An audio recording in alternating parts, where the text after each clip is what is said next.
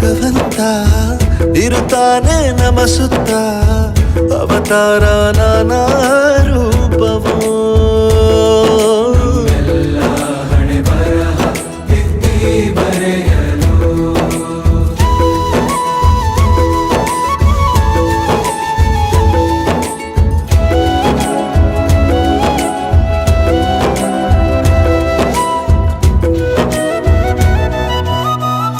ಬಾಳಲ್ಲಿ ಲೆಕ್ಕ